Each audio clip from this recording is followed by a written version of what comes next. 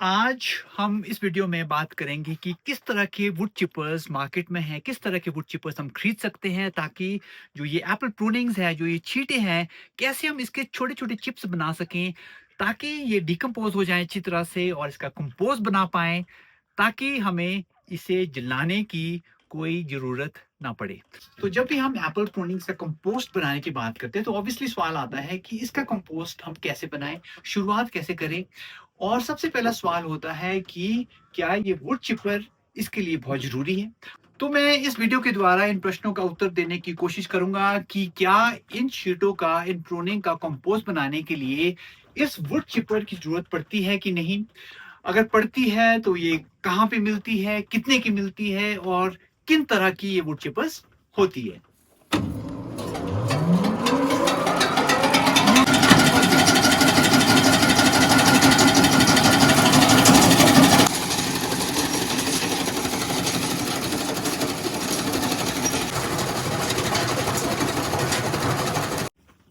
और आप में से कई लोगों ने ये भी रिक्वेस्ट मुझे की कि जब भी मैं कोई वीडियोस बनाऊं, कम से कम जो लोकल इश्यूज से रिलेटेड हो, चाहे वो कंपोस्ट से रिलेटेड हो, चाहे एनवायरनमेंट से रिलेटेड हो, कोई भी जो लोकल इश्यूज हो, उसकी जो वीडियोस है मैं हिंदी में ही बनाऊं। सो यस, जो भी वीडियोस लोकल इश्यूज से परटेन करती हो, जो भी लोकल इश्यूज से रिलेटेड हो, वो मैं हिंदी में ही बनाऊंगा। ये जो सीरीज है हिंदी में ही रहेगी। तो आप हमारे चैनल को सब्सक्राइब कर सकते हैं और आपको नोटिफिकेशन आएगी जब भी हम ये वीडियोस अपलोड करेंगे। तो चलिए बात करते हैं वुड चिपर्स की। तो सबसे पहला सवाल और सबसे अहम सवाल, सबसे इंपॉर्टेंट सवाल जो सबसे पहले आदमी ये पूछता है कि क्या हमें इन प्रूनिंग्स का कंपोस्ट बनाने के लिए इन वुड चिपर्स को खरीदना ज़रूरी है? तो इसका आंसर बड़ा सिंपल है, इसका आंसर है येस, आपको वुड चिपर की ज़रूरत पड़ेगी, आपको इन्वेस्टमेंट करनी पड़ेगी वुड चिपर में अगर आपने इनका कंपोस्ट बनाना है और अगर आपने उस कंपोस्ट को अपने बगीचे में यूज़ करना है। और ये ज़रूरी इसीलिए है क्योंकि जो प्रोसेस हम कंपोस्टिंग का यूज़ करते हैं वो है हॉट कंपोस्टिंग। कोई और कंपोस्टिंग मेथड जो है इसमें कामयाब नहीं होता है क्योंकि जो हमारा मकसद है, जो मेन मकसद ये है कि कंपोस्ट जो हम बनाएं, इन एप्पल प्रूनिंग का जो कंपोस्ट हम बनाएं उसमें इतनी हीट पैदा हो कि जितनी भी इसमें बीमारियां हैं, क्योंकि एप्पल प्रूनिंग्स में ऑब्वियसली बीमारियां होती है, तरह तरह की बीमारियां हैं, मासिनोना है, कैंकर है, ऑल्टरनेरिया है, ये सब बीमारियां इसमें खत्म हो जाए, नष्ट हो जाए। इसी की वजह से ही लोग इन एप्पल प्रूनिंग्स को जलाते हैं, क्योंकि जलाना एक बहुत ही सरल, बहुत ही आसान, बहुत ही इजी काम है। आपने इसमें आग लगाई और ये एप्पल प्रूनिंग नष्ट हो जाती है और आपकी जो बीमारी है वो भी खत्म हो जाएगी। तो इसमें क्या है कि इसमें हमने दोनों काम कर दिए। हमने बीमारियां भी नष्ट कर दी क्योंकि इसका जो टेम्परेचर है हम ऑलमोस्ट 55 डिग्री सेल्सियस से ज़्यादा रखते हैं, कम से कम 1 या 2 महीने तक बीमारियां खत्म होगी, एक, और दूसरा हमारे को फ्री में ये कंपोस्ट मिल गया। तो बीमारियां इसलिए नष्ट हो जाती है क्योंकि ये हॉट कंपोस्ट पाइल है जिसमें टेम्परेचर 55 डिग्री सेल्सियस से ज़्यादा रहता है। पैथोजेंस इस टेम्परेचर में नष्ट हो जाते हैं। तो बेसिकली हीट कहाँ से आती है? हीट आती है जो ये बैक्टीरिया इसमें पनपता है, एक मेसोफिलिक बैक्टीरिया होता है, एक थर्मोफिलिक बैक्टीरिया होता है, हीट लविंग बैक्टीरिया जिसको कहते हैं। वो बैक्टीरिया इसमें आता है और जो उसकी रेस्पिरेशन होती है, इसमें हम कुछ डालते नहीं अलग से, इसमें सिर्फ हम घास डालेंगे, ये आप प्रूनिंग्स डालेंगे और कुछ गोबर डालेंगे। ये 2-3 चीज़ें, कार्बन और नाइट्रोजन के एलिमेंट्स हम इंटरलेयर करके इसका इस तरह से एक पाइल बनाते हैं और इसमें बैक्टीरियल एक्शन होता है, जो इनका रिप्रोडक्शन होता है, जो इनका रेस्पिरेशन होता है, ये बहुत ही तेज़ी से बढ़ता है और उसके साथ जो बाय प्रोडक्ट उसकी हीट होता है। तो ये तो हीट इस पायल की हमने बनाई थी, हमने एक डेमोन्स्ट्रेशन दिया था, ये पायल उस दिन की है। तो इसका जो टेम्परेचर है ऑलमोस्ट 77 डिग्री सेल्सियस 2-3 दिन में ही पहुँच गया था। हमारा मकसद होता है कि कैसे इसमें ये बैक्टीरिया पनपे। ये बैक्टीरिया जो है, जो ये फ्रेंडली बैक्टीरिया है, जो इस कंपोस्ट के पाइल में हीट पैदा करता है, ये कैसे ज़्यादा से ज़्यादा रिप्रोड्यूस करे, कैसे ज़्यादा से ज़्यादा ये आए और ये हीट पैदा करे। तो ऑब्वियसली जितना सरफेस एरिया आपका एक्सपोज रहेगा, ये बेसिकली जो छींटे हैं, ये एक नाइट्रोजन एलिमेंट है आपके कंपोस्ट की पाइल में। 2 तरह के एलिमेंट्स होते हैं, नाइट्रोजन एलिमेंट जिसमें आपके हरे तत्व हो गए फ्रेश, जैसे फॉर एग्जांपल एप्पल प्रूनिंग्स होगी या आपका गोबर हो गया, या आपके सूखा, और दूसरा जो आपका एलिमेंट है वो कार्बन एलिमेंट है, जैसे आपका ये सूखा घास हो गया या कोई कार्डबोर्ड के पीसेस हो गए, या कुछ पत्ते हो गए जो सूखे हुए पत्ते हैं। तो उनको आपने इंटरलेयर करके ये पाइल बनानी होती है। तो आपका जो ये नाइट्रोजन एलिमेंट है, जो आपके ये छींटे हैं, जो एप्पल प्रूनिंग्स है, इसका जितना ज़्यादा से ज़्यादा सरफेस एरिया एक्सपोज होगा, और ये एक्सपोज कब होगा? अगर इसके छोटे-छोटे चिप्स बनेंगे, तो तभी आपको वुड चिपर की ज़रूरत पड़ती है, क्योंकि हमारा मकसद रहता है हीट को पैदा करना। ऑब्वियसली सर्विस एरिया ज़्यादा रहेगा अगर आप इसके छोटे-छोटे चिप्स वुड चिपर में बनाएँगे। कई फार्मर्स ने मुझे मैसेज किया और बताया कि हम भी इन एप्पल प्रूनिंग्स को नहीं जलाते, बट एक गड्ढा करते हैं हम और इसमें अपनी एप्पल प्रूनिंग्स डालते हैं, और 1 साल के बाद ये भी डिकम्पोज हो जाता है, इसका भी खाद बन जाता है।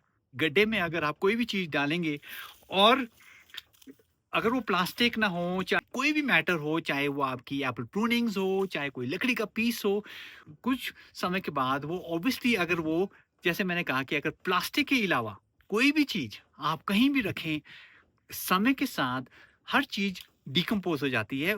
बट हमारा जो मकसद है वो इसको डिकम्पोज़ करने का नहीं है। डिकम्पोज़ करना तो बहुत आसान है। डिकम्पोज़ करना तो बहुत आसान है। हमारा मकसद इसमें बेसिकली ये है कि हम कैसे इसमें ये टेम्परेचर बढ़ाएँ, कैसे हम इसको सैनिटाइज़ करें। हमारा मकसद है इसको सैनिटाइज़ करना इनकी बीमारियों से। तो इसको सैनिटाइज़ करने का तरीका तो ये है कि आप इसमें हीट कैसे पैदा करें। जो लोग चींटों को जला रहे हैं वो भी आग इसलिए लगा रहे हैं क्योंकि इसमें बीमारियां हैं, तो बीमारियां नष्ट हो जाती है आग से।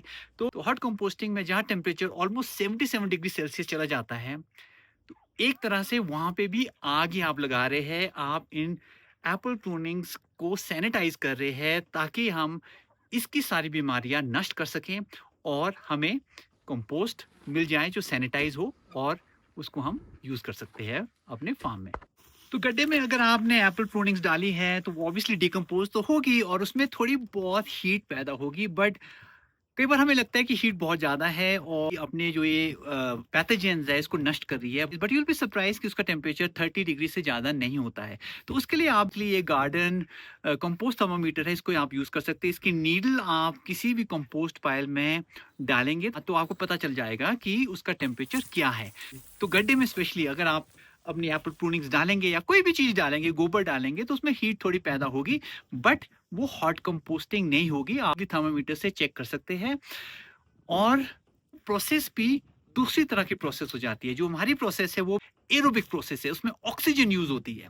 जो आप गड्ढे में कोई भी चीज़ डिकम्पोज़ कराएँगे, चाहे वो एप्पल प्रूनिंग्स हो, चाहे कुछ भी चीज़ गोबर हो, वो एनारोबिक हो जाती है क्योंकि उसमें ऑक्सीजन नहीं होता है। तो गड्ढे में अगर आप कोई भी चीज़ डालेंगे, चींटे डालेंगे, कुछ भी चीज़ डालेंगे, तो ऑब्वियसली उसमें पानी थोड़ा रहेगा, सॉगी रहेगा, तो उसमें वो एनारोबिक प्रोसेस चला जाता है, उसमें ऑक्सीजन यूज़ नहीं होती है, और उसका टेम्परेचर आपका उतना ज़्यादा नहीं बढ़ता है जितना आपका बढ़ना चाहिए पैथोजेंस को नष्ट करने के लिए। हॉट कंपोस्टिंग के लिए वुड चिपर की ज़रूरत तो पड़ती ही है, और ये होती है 35,000 से स्टार्ट होते हैं। बट हाँ, मैं ये समझता हूँ कि सब फार्मर्स की शायद हैसियत इतनी ना हो कि वो इतना भी स्पेंड करें, इतना इन्वेस्ट करें एक वुड चिपर में और फिर लेबर में, क्योंकि लेबर इंटेंसिव ये हो सकता है, क्योंकि आपको पहले एप्पल प्रूनिंग्स इकट्ठे करने पड़ते हैं, फिर यहाँ लाने पड़ते हैं, और फिर इसकी आपको चिप्स बनानी पड़ती है। बट हाँ, जिन फार्मर्स की रिसोर्सेज है, जिनकी 5,000, 10,000, 15,000 सेब की पेटियां होती है, और जिनके जेब में ही 2.5 लाख का फ़ोन होता है, तो मैं नहीं समझता कि उनको कुछ प्रॉब्लम होनी चाहिए वुड चिपर में इन्वेस्ट करने के लिए। तो जैसे मैंने बताया कि वुड चिपर्स डिफरेंट प्राइस रेंजेस में आते हैं, 35,000 से स्टार्ट होती है इनकी रेंज, और ये 1.5 लाख तक के रेंज में आते हैं। हमारे पास अपने फार्म में 3 वुड चिपर से हमने काम किया है। ये सबसे बड़ा वुड चिपर है, ये ऑलमोस्ट हमें 1,25,000 रुपीज़ का पड़ा था। इसमें इलेक्ट्रिक मोटर है 5 हॉर्स पावर की। इसमें सबसे बड़ी बात ये है कि लेबर इंटेंसिव नहीं है। हम इसमें एक पूरा बंडल एप्पल प्रूनिंग का डाल सकते हैं, और इस कन्वेयर बेल्ट में जो ये घूमती है, ये अपने आप उस बंडल को इन दांत में ले जाती है। ये दांत इसको रोटेट करते हैं, उसको खींचते हैं प्रूनिंग्स को, और यहाँ पे जो ब्लेड है, ब्लेड से इसकी चिप्स बन जाती है। तो ये मशीन इसलिए महंगी है शायद क्योंकि इसमें 2 फीचर्स है। एक तो इसमें आपको बेसिकली एक साथ आप बहुत सारा इसमें प्रूनिंग डाल सकते हैं, बहुत सारा मटेरियल जो भी हो, आप इसमें डाल सकते हैं और एक साथ ही ये इसकी चिप्स बना देता है। ये लेबर इंटेंसिव नहीं है, ज़्यादा दिन नहीं लगते हैं इसमें, तो कुछ घंटे ही लगते हैं और कुछ ही घंटों में आपके 15-20 बीघे का अगर एप्पल का बगीचा है, उसकी प्रूनिंग के ये चिप्स बनाने में कामयाब है। दूसरी इंपॉर्टेंट बात है कि इसमें एक सेफ्टी फीचर ये है कि जो ये कन्वेयर बेल्ट है, ये कन्वेयर बेल्ट ऐसी है कि आपने एप्पल प्रूनिंग्स आप आगे रख सकते हैं, आपको आगे हाथ ले जाने की ज़रूरत नहीं पड़ती है। तो ये एक सेफ्टी फीचर है, ये अपने आप ही कन्वेयर बेल्ट से ये एप्पल प्रूनिंग्स आगे जाती है, इस दाँत में जाती है, दाँत इसको आगे खींचती है ब्लेड्स की तरफ और ब्लेड्स इसका चूरा करके इसके चिप्स बनाती है। पर हाँ, मेरे ख़्याल से इतनी महँगी वुड चिपर लेने की सबको आवश्यकता नहीं है। जो अफ़ोर्ड कर सकते हैं ऑब्वियसली ये बेस्ट है, क्योंकि मैंने जैसे कहा कि ये एकदम ही एप्पल प्रूनिंग्स को बहुत बड़ा बंडल एक साथ ही ये उसकी चिप्स बना देता है। बट इसके रेंज 35,000 रुपीज़ से मार्केट में अवेलेबल है। हमें बड़ी मशीन इसलिए चाहिए क्योंकि हम पूरे साल भर कंपोस्ट ही बनाते रहते हैं, क्योंकि हम एक जिस तरह की हम फार्मिंग करते हैं उसमें कंपोस्ट बनाना बहुत ही एक अहम दर्जा रखता है। हमें बेसिकली कंपोस्ट पूरे साल बनाना पड़ता है, तो हमें इस मशीन की ज़रूरत पूरे साल भर रहती है। बट अगर आपको सिर्फ एप्पल प्रूनिंग्स के लिए ही वुड चिपर चाहिए, तो शायद इतनी महँगी मशीन और इतनी भारी मशीन आपको खरीदने की ज़रूरत ना पड़े। तो जिन फार्मर्स को इस मशीन को खरीदने में इंटरेस्ट हो, तो आप कमेंट्स में आप प्लीज़ मेंशन करें और मैं आपको इस मशीन के मैन्युफैक्चरर का, सप्लायर का आपको नंबर शेयर कर सकता हूँ। ये मशीन सहारनपुर से आई है। सहारनपुर में कारखाने हैं बहुत बड़े-बड़े, जहाँ पे ये इस तरह की बड़ी मशीनरी वुड चिपर्स की बनती है। बट अब ऑनलाइन बहुत तरह की रेंजेस की मशीन्स वुड चिपर्स आपको मिल सकती है। तो हमने इस मशीन को खरीदने से पहले ऐसे वुड चिपर से भी काम किया था, जो वुड चिपर बेसिकली बहुत ही छोटा था, मेरे ख्याल से लेस देन 15,000 रुपीज़ का था, लेकिन वो लेबर इंटेंसिव था। उसमें आपको 2-3 ही आप स्टिक्स एप्पल प्रूनिंग से डाल सकते थे और वो उसको चिप्स बनाता था। इसमें ये प्रॉब्लम नहीं होती है क्योंकि ये मशीन बहुत हेवी है और आप एक बंडल डालते हो और उसकी वो एप्पल चिप्स फटाफट बना देता है। अगर आपके पास ये इतनी बड़ी मशीन रहेगी, तो ये मोबाइल नहीं होगी, इसके लिए आपको एक स्ट्रक्चर बनाना पड़ेगा, इसके लिए एक प्लेटफ़ॉर्म बनाना पड़ेगा जैसे हमने यहाँ बनाया है और इसके ऊपर हमने छत भी लगा दी है। तो ये एक जगह ही रहेगा, एक सेंट्रल लोकेशन हमने इसकी ढूँढी है जहाँ पे हम इसको रखते हैं और यहाँ पे हमें सारी एप्पल प्रूनिंग्स लानी पड़ती है चिप्स बनाने के लिए। लेकिन जो छोटी वुड चिपर्स होती हैं, जो आपकी सस्ती भी होगी, वो मोबाइल होती है। वो आप एक खेत से दूसरे खेत में ले जा सकते हैं, क्योंकि यूजुअली फार्मर्स के खेत एक जगह नहीं होते अनफॉर्चुनेटली, उनका एक प्लॉट यहाँ होता है, कुछ प्लॉट कहीं और होता है। तो इसको एक जगह से दूसरी जगह भी ले जा सकते हैं और दूसरा बेनिफिट इन छोटी मशीनों का ये होता है कि ये ज़्यादा महँगी भी नहीं होती है। ये आपकी 35,000 रुपीज़ से स्टार्ट होती है, कुछ इससे भी सस्ती होती है।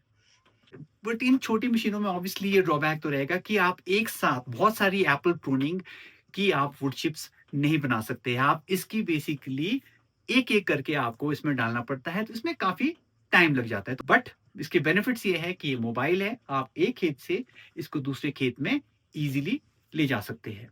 बट ये मशीन इसकी आपको बेसिकली बेस बनाना पड़ता है, इस तरह का स्ट्रक्चर बनाना पड़ता है, पर ये आपकी एप्पल प्रूनिंग्स कुछ ही घंटों में आपकी ये वुड चिप्स उनकी बना देता है।